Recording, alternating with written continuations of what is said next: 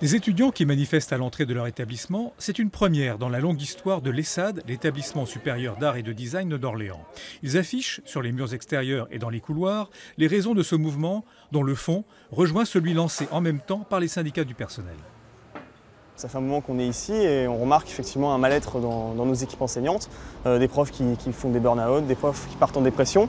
Ça nous vient à nos oreilles et ça a des répercussions sur l'organisation pédagogique, l'organisation de nos cours et aussi sur l'organisation de nos diplômes pour ceux qui sont en troisième année.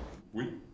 Jacqueline Fèvre, la directrice de l'ESSAD, ne nie pas qu'il puisse y avoir des problèmes, mais les relativise. Je ne sais pas si un mal-être s'est instauré au niveau de l'ESSAD, que effectivement certains enseignants, certaines personnes,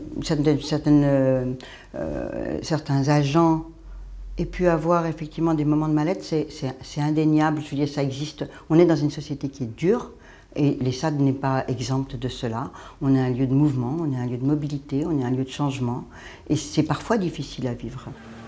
Mais ce mal-être, les syndicats du personnel en font une toute autre analyse en relation directe avec le management de l'école. Aujourd'hui, on a quand même des professeurs et du personnel en larmes qui viennent sans arrêt dans nos bureaux. On n'arrête pas d'alerter, de dire que là, on ne peut pas laisser ces gens en souffrance.